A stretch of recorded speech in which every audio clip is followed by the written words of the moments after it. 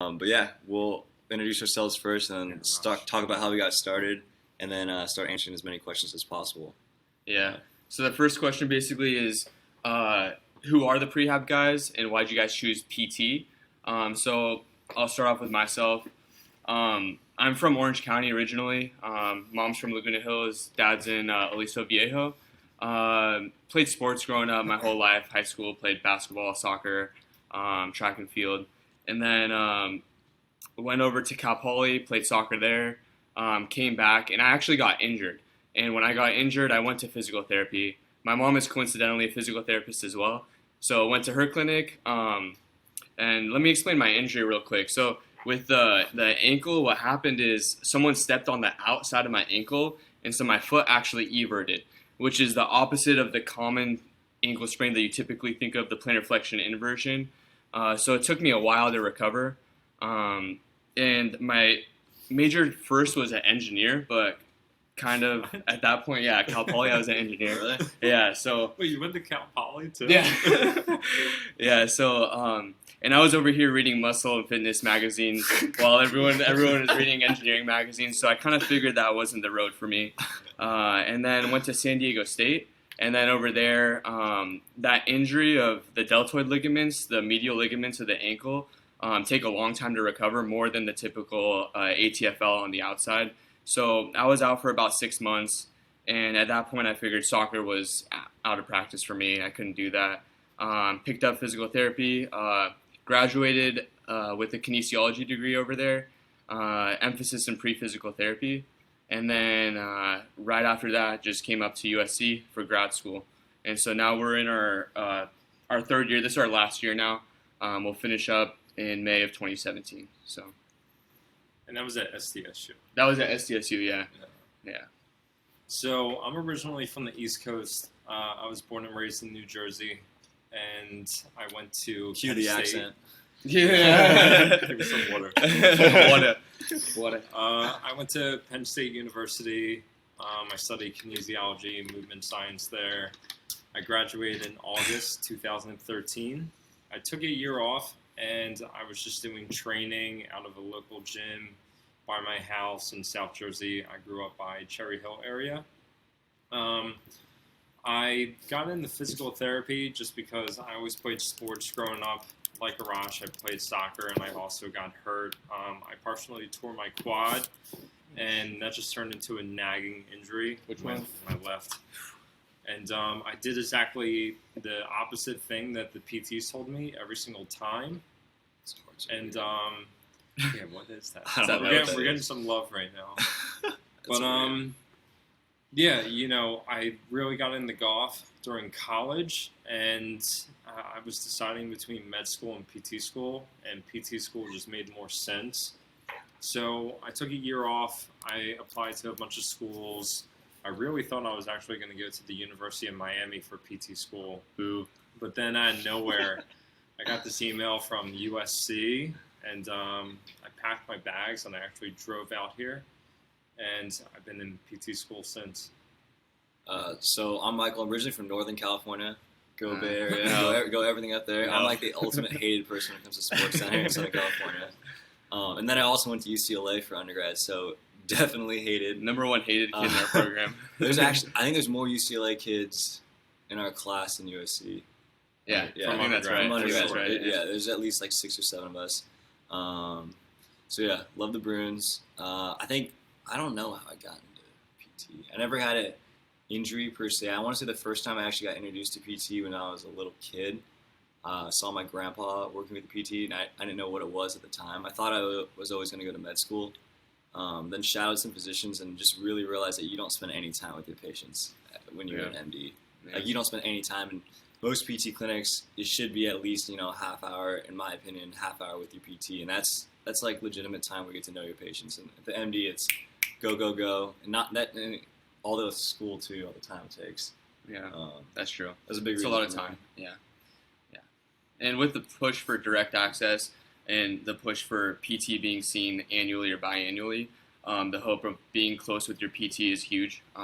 So it's going to be basically like having like a primary care physician where you're injured, you know which PT you're going to be going to. So we got a few questions, actually a good amount of questions from our subscribers. So we'll go through these questions. If you guys have any particular questions, just go ahead and drop it below. We'll try to get through these first, but we'll try to address those as well. So, Lead us off.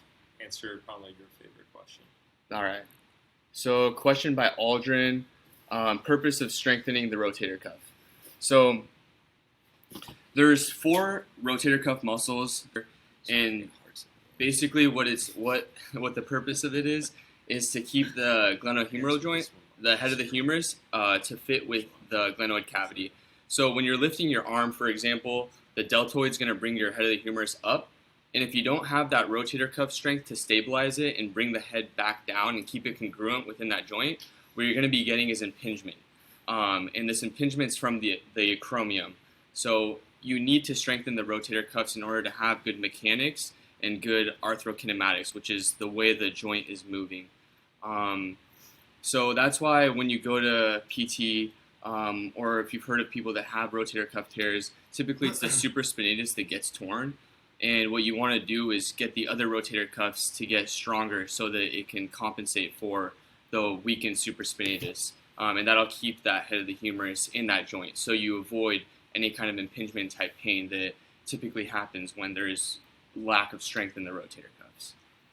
So this is a question that I've been looking forward to answer since we mentioned that we were going to do this Facebook Live Q&A. It's from Patrick Tatum on Instagram. He said, I'm an aide and I want to go to DPT at USC, but I honestly don't understand why I can't do everything you can with a massage therapy certification. Now, I'm not calling out Patrick Tatum because the 3 of us and so many PTs and PT students hear this all the time. Like, oh, what do? You do massages? And like, no, I'm not a massage therapist. Put it this way, I'm going to Rancho Los Amigos National Rehab Center this fall for my upcoming full-time clinical rotation. And I'm going to be working with spinal cord injury patients, stroke patients, movement disorder patients, anything and everything that involves neurology, and every single person has a brain. So working with that type of patient population, you need the education that we get here at USC, which is, it's rigorous. The amount of musculoskeletal and neuromuscular education that we endure in 3 years. I work with med students at Mobile Clinic Project, which is something, it's a collaboration with UCLA med students. And the amount of stuff that we learn in 3 years regarding those 2 major systems that I mentioned is, it far surpasses what they learn in their first 4 years of medical school. And they'll admit that, and they'll flat out, if there's a MSK patient or client at that mobile clinic, they just literally look to us and they're like, hey, what do we do? Like, you guys know what's going on. So yes, there are some cases and plenty of times that we're doing soft tissue stuff with people, but Mike, you just looked it up, like what a massage therapist can What's do. their scope of practice? Yeah, like, you know, the 3 of us know what PT aides can do, but Mike can kind of drop a little knowledge bomb about why you can't do things. So I guess it comes down to just going back to what the education is for PT. So to get into PT school, there's a bunch of different requirements. And one of them is a bachelor's. You need to have a bachelor's degree. I don't think chiropractic needs that, but so you have to have a bachelor's from somewhere. And then the PT program, it's all 3 years. It's all doctorate level education. So you're in school for 3 years. Predominantly in most of the programs, I want to say like 2 of the years are going to be your didactic stuff. That's in the class, going to lecture, going to lab. This is our lab, by the way. Half of it, a third of it. Yeah, it's a big room. It's a big room. There's 100 of us in class, so it's a huge room. And then the other year, you're going on clinical rotation. So Craig just mentioned one. He's going to Rancho. I think within our program, we have like 7 different ones. 7, yeah, I think so. We have 52 weeks of clinical practice, which is basically 1 year. So, I mean, we even come out of PT school with more clinic practice than a lot of healthcare practitioners, including med students, come out of. So, yeah, so going to the question, back to that, it's like, it's different. There's a difference between treating someone's pain, which you can say treating someone's symptoms, and then treating the source of the symptoms. So say you have like a marathon runner or whatever, they're complaining of low back pain. You've identified, okay, it's the QL, it's the tight, hyperactive, whatever term you want to use. You work it out, massage it out, and the person feels better that day. But then the next time they go running, it starts hurting again because you only treated the source of his symptoms, which is the QL, but you didn't treat the underlying cause. Why is the QL hyperactive? Why is it tight? Why is it causing pain? Do they have a movement fault? Do they have a lack of, do they have tight hip adductors? Do they have weak hip abductors? Do they have a hypermobile spine? Like whatever it might be, you need to look at the source of the symptoms, and that's what the 3-year doctorate education allows us to do. All right. So next question. Do we just want to hit on like a ton of PT students have asked probably similar questions? Yeah. Oh, Regarding, like best like, way to get into PT school? Yeah. Yeah, or so even, while like, we're on how- that, yeah, let's like- do PT school. Like recommendations. Like yeah. one of them was, how do you survive PT school? and then also Yeah. like how to get in. how yeah. we do yeah. what we're doing, how we have the time to do it.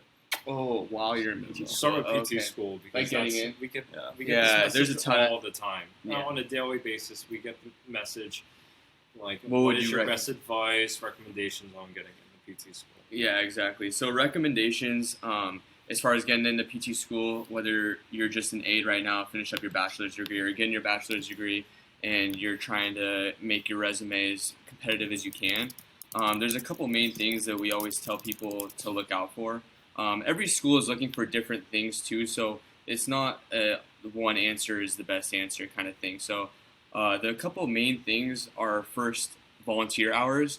You want to try to get as many settings as possible. Definitely outpatient orthopedics is the most common setting, but you want to show that you have a full spectrum of what physical therapy is about, and it's more than just the outpatient orthopedic setting. So if you can, try to get some inpatient hours, maybe even some pediatrics. Just a little bit of everything will show that you're more well-rounded than just the typical outpatient orthopedic setting. Another thing, obviously, is your GPA. You want to make sure your GPA is as good as you can get it. Prerequisites are the most important, obviously.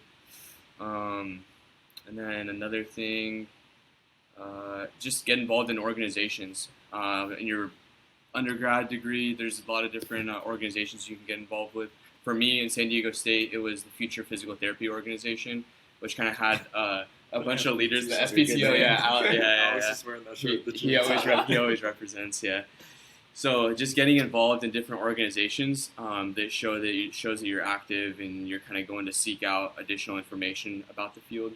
Going off that, one thing I think for students that are currently in PT school, there is so much to learn than what's presented in your program. I don't care what program you're in, how good of a program it is. There is so much knowledge out there, and you need to absorb it all, not just as a student, but throughout our entire careers. Like learning outside of the classroom, I think is huge. I know we're busy. Everyone has so many requirements, so many homework assignments, so many tests to study for, but there is so much to learn, and just being open to learning more than what's presented inside of class, inside the classroom, and being interested in it, being interested in seeking out other things. The field of PT is huge. The field of health is huge, and there's just so much out there. Yeah. Yeah, I flat out said that on my interviews for my upcoming clinical rotations, that I love USC and I loved everything that we've learned here, and I wanted to be at a USC affiliated clinic to really put to practice everything that we've learned in the class so far.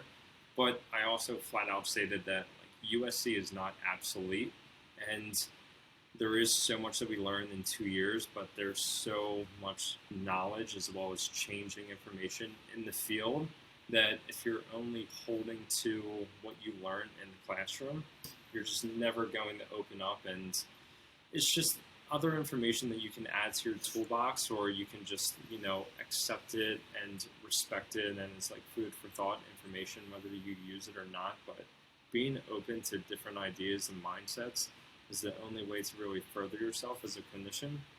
And I just want to touch base on what Arash said about getting into PT school. All those things I'm sure you've heard if you've asked this question to anyone else, but probably my biggest piece of advice is stick out and don't worry about hitting all the common things. I literally hit the bare minimal hours that I needed for observation, and it was just in an ortho clinic. But a big thing is like essays and just like who you are as a person. Just just elaborate on like what you love to do and how you're gonna make it. No, just later. Yeah. We'll talk about it later. Just write a solid essay and talk about what you're gonna do as a future PT, because honestly, they're looking for diversity. Get letters of rec too. If there's a school that you Big want to time. go to, get your letters of rec from somebody that maybe has an affiliation with that school, because getting a letter of rec from somebody who's an alum probably means a lot more to that program than just another random PT anywhere in the world. Yeah. I know a lot of people ask how we started. I guess we could have just said, oh, today's our 200th day. 200th We just post. realized that. Yeah, 200 Yeah. posts, one post a day. Yeah. So it's been over half a year. It's A been little an over half a amazing year, journey. I think in January we started sometime in January before Yeah. classes started. Yeah. Basically, yeah, we got back from this cruise. We've been throwing the idea around a little bit. Cruise? Yeah, it was a fun time. We had some time over winter break, and we were just bouncing ideas off each other, met up, and it didn't come at first, but we kind of threw it around. We wanted to do something with prehab, especially with the whole biannual checkup that PTs are making a push for. So that's how we came up with the prehab guys. And don't be afraid to put yourself out there. I think we met for maybe like 3 to 4 hours. You're like, all right, we're just going to do this. This is the general thing that we're going to do. Yeah. And we started posting that day. Mm-hmm. And then from there, we just learned on the spot. Like, you can't be afraid of putting yourself out there just at all. learn from doing. We learned a lot. Yeah. Yeah. And like the way that Instagram and Facebook works, we were recommended to like even our classmates and friends, and the three of us, we weren't advertising it and pushing it to our classmates or friends, but they were like, "What are you guys doing? Like, what is this thing?" But like Mike said, you just can't be afraid to, like, if you love something, if you feel passionate about it, just go for it and do it. Who cares 100%. what anyone thinks or says? 100%. Like, we're doing a Facebook Live Q&A in class On a right Saturday. now. Yeah. At Like, class. Yeah. we don't care. That's what we do. Yeah. Another thing is too. It's funny that I was listening to Mike Reinold talk about getting your information from social media, and That was a big thing why we started this. yeah, and it's kind of it's convenient. I mean, people use social media as their news source nowadays. I mean, they're scrolling through their Facebook, their Instagram, and they're kind of seeing what's going on around the world. And so, I mean, it's perfect to just get your information from social media. But the first thing is, before you take advice from anything, is you want to make sure that that source is credible. So you got to look at what credentials they have, kind of what they're doing. So, I mean, it's a convenient way of getting your information. That was a big reason why we wanted to do it too. We were looking around at social media sites and just being, what the hell is this person talking about? Like, what are they telling? Yeah, why are they telling people to do this? This is going to hurt their back. This is horrible for you. And there is a lot out there. It's a lot to sort through. There's But, a lot. Yeah, there's a lot of good stuff. There's a lot of bad stuff as well. You know, that's why you got to dig through it. And we're not perfect either. No. I think, No way. by far, not perfect. Like, we're still students, and you ask some of the top teachers, professors, and clinicians that we are able to meet and talk to here, because they're resources of USC, they'll tell us that they're still students of human movement. Like I said earlier, this is a constantly changing and updating field. Mm-hmm. And, you know, a lot of people say that they benefit from us by posting information online, but at the same time, we benefit so much as well, because we're constantly learning just from the three of us, as well as from all the engagement. Yeah. It's something for us to think about and to put together our thoughts and words to respond back to your comment or your thoughts. So this is just as beneficial for us three as it is for everyone that's been a part of us, who's been following us. Every time we post, I learn from what you guys say. Yeah. If I don't understand something, we talk about it. We'll look it up, go through our old notes, Mm-hmm. go do a literature review real Yeah. quick, try to find something. And When like, we're always recording each other, just kind of like bouncing ideas off each other, trying to learn from each other. I mean, it's how you learn, by talking to each other, you know. It's kind of why we got into this too. Like, our second year is primarily cardiopulm as well as neurology. Yeah. Our first year was very heavy in orthopedics, and you know, the curriculum itself, it wasn't as much orthopedics and maybe like therapeutic exercises that a lot of people are very interested in. And instead of just kind of complaining and saying that we want more ortho taught, we want to learn more things, we just kind of made it happen. Thanks, and Adele. we're practicing. We're practicing what we want to do on a daily basis every single day.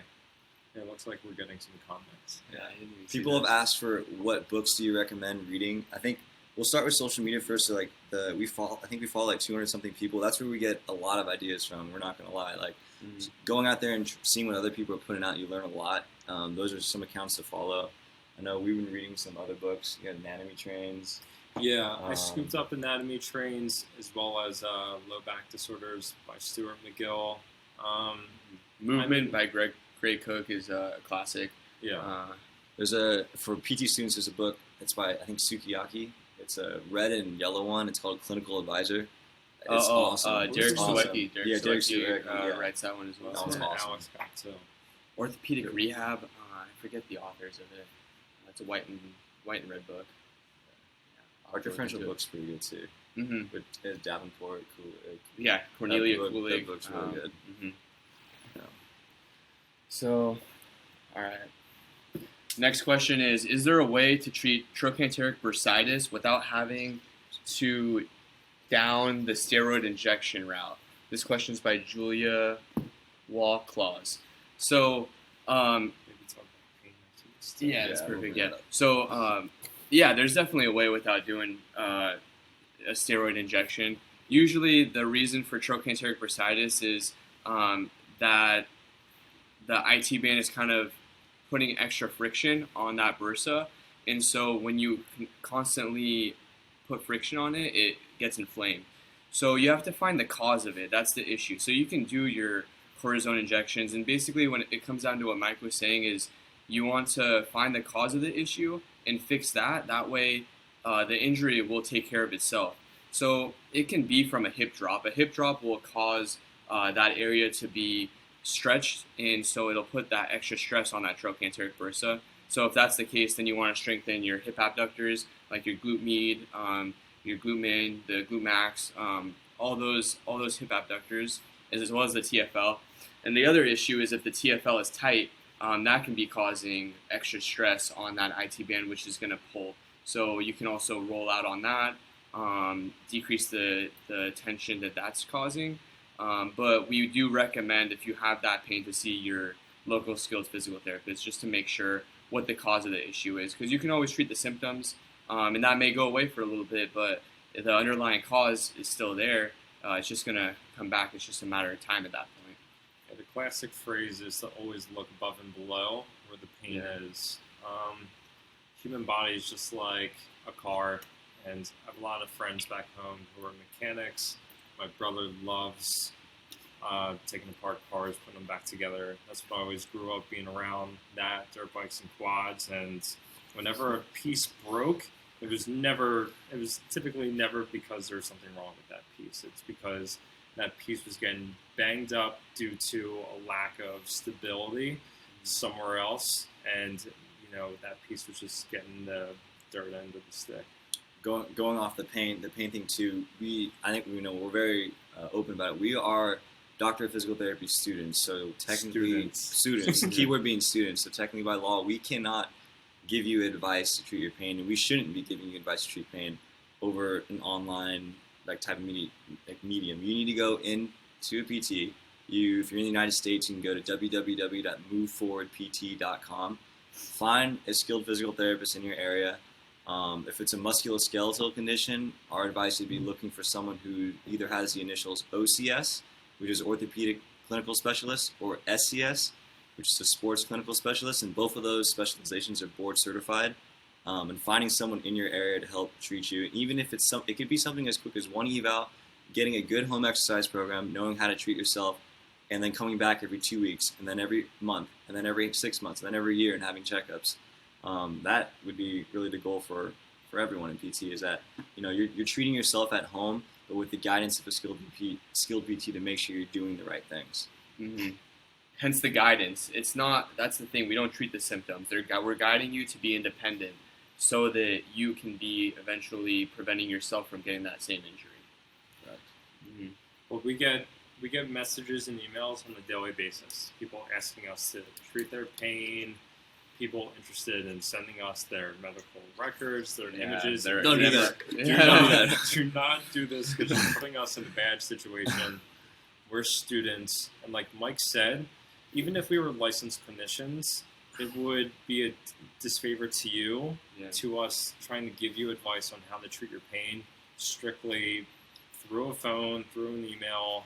Like, this is something that a skilled clinician with an eye for these things needs to see in person and to be able to do a full comprehensive evaluation to sort out what is actually going on. I need to figure out how to view these comments. Yeah, it's not popping up. Here's some questions here real quick. It says, what's your favorite type of workout? This guy likes hypertrophy training. Yeah. I mean, you typically want to switch it up. You want to go for the endurance 12 to 15, the hypertrophy 8 to 12, the strength a little bit less than 6. You always want to switch it up. Just never let your muscle get used to the same type of workout. But typically, I mean, I personally will stay usually in the 8 to 12 reps. Start with I kind of took this from Arnold's Encyclopedia of Lifting, but His Bible. I'll go 15 for my first set, then 12 for my next set, then 10 for my next set, then 8, then 6. So it's basically 5 sets for each exercise. And I don't go to failure until I go down to that 8 or 6.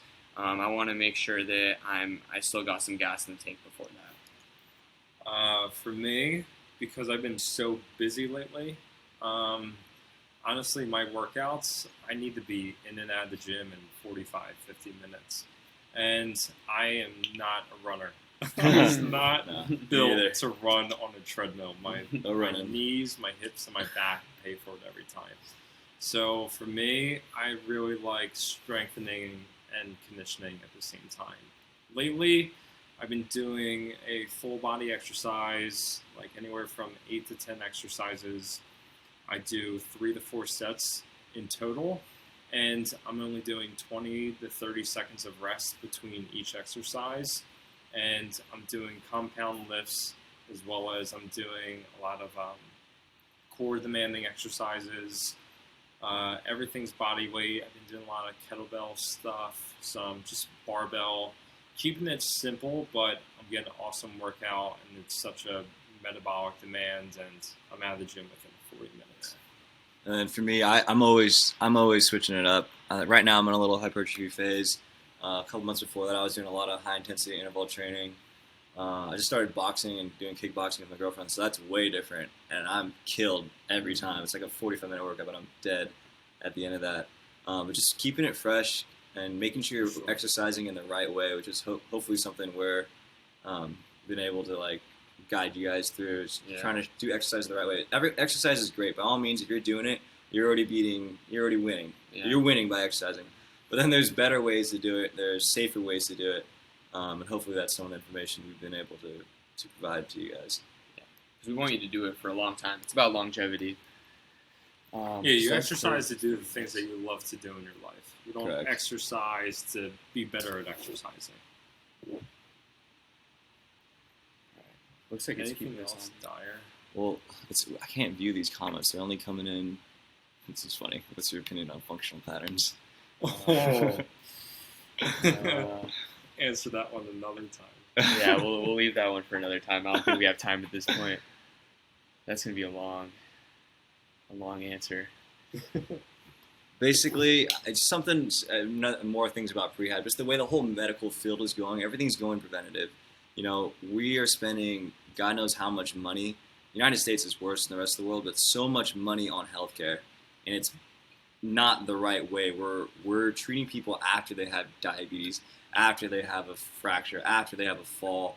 It's always after the fact. It's always reactive. Instead, if we can just get people moving better, exercising better, healthier, so they don't become obese, don't go down these routes where they're going to have cardiovascular issues, we could save a lot of money as a society, and everyone's lives are going to be a lot healthier at that.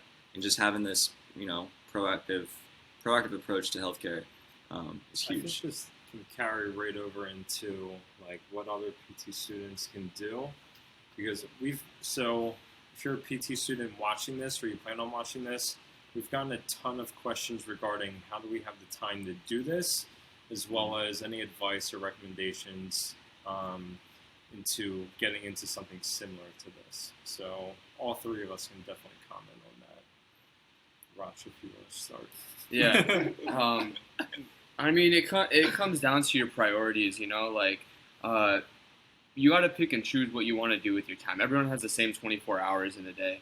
And when you're in class, I mean, a lot of people kind of, I'm not necessarily saying our classmates, but in general in class, like, you kind of are in there, you're out of there, your mind's off, you kind of text while you're in class, you're checking other things, but you always have to be focused on being in the moment and making sure you're getting the most out of that time. Especially when you're paying for an education like this, you want to make sure that when you're in class, you're focusing 100%.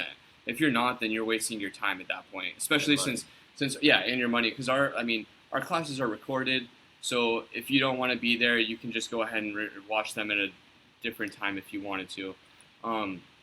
But as far as that with productivity goes, I mean, you just got to have, for me personally, I like to have a schedule and make sure that I'm very organized as far as what I'm doing at what time. That makes me make sure I hit what I need to hit by the end of the day. And I mean, we split up our posts since we have a post every day, just making sure that we're ahead of it. That's why we kind of have a schedule planned out for a couple weeks in advance, just to make sure that you know what you have to do, and so you don't have to do things last second, because when that happens, usually quality kind of gets cut. So shout out to OneNote by Microsoft. Oh yeah, that's a lifesaver. That's how we communicate for everything. We have like probably 20 different tabs, and then each tab has like multiple pages where we do everything. Like everything is organized in there. And like we'll meet up once a month, every month and a half. We film like 60, 70 videos. Takes a couple hours, and then that way we all have them in our back pocket.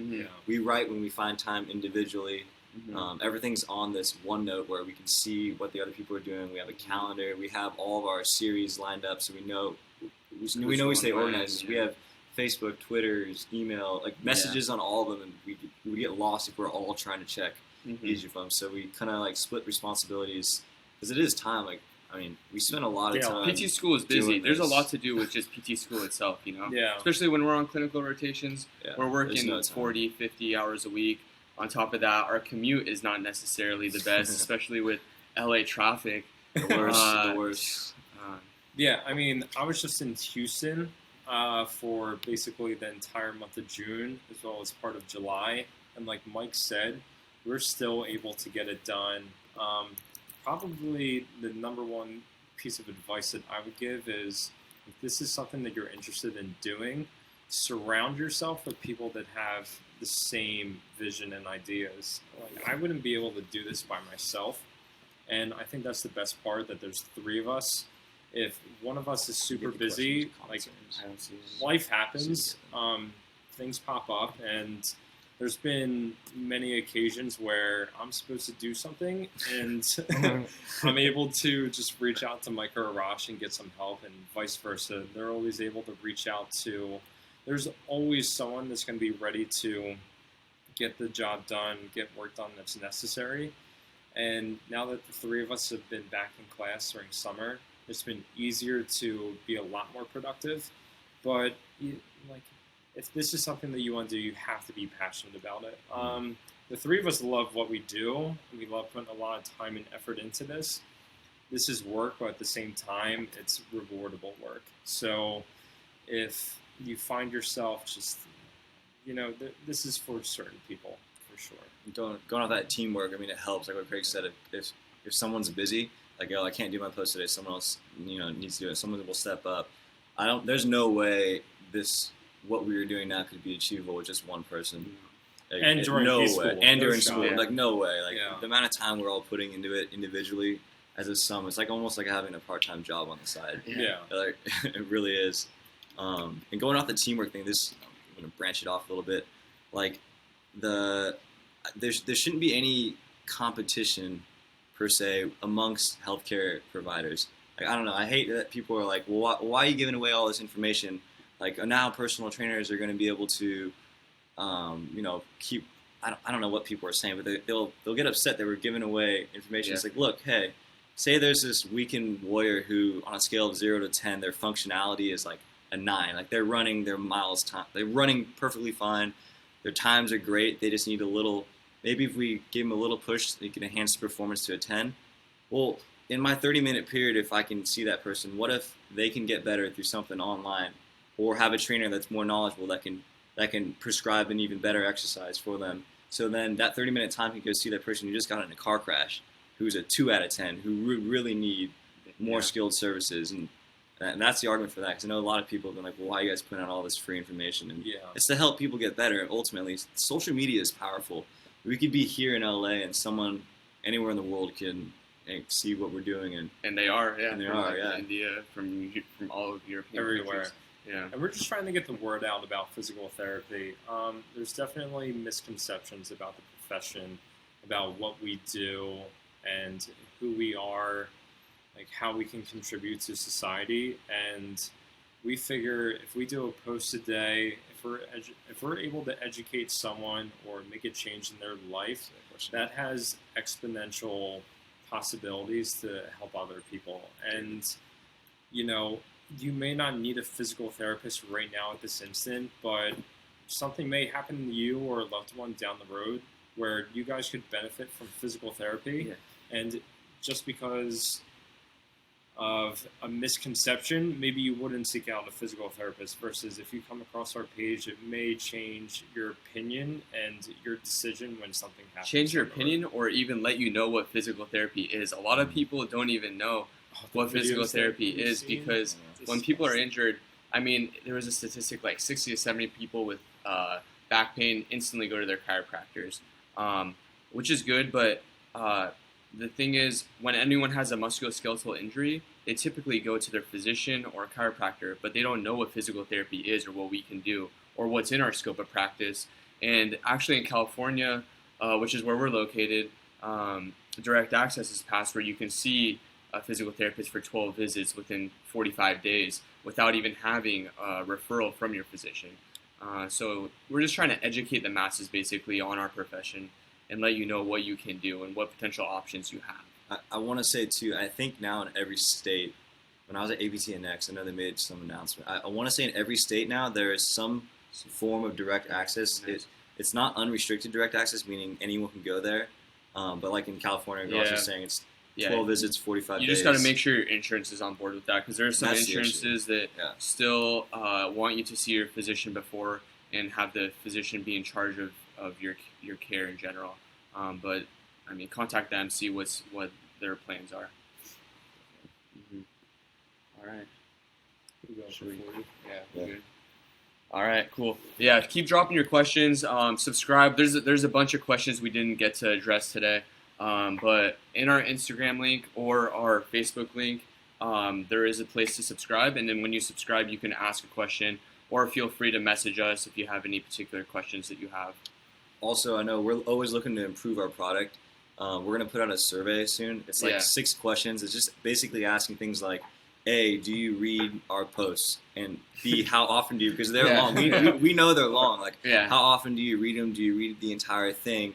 How can we improve the way that we're putting out this information? Because we want to make it as viewable, as readable, we want to make as good of a product as we can. So if you guys can answer the survey questions, that would be awesome. Yeah, we'll put that up this weekend. Yeah.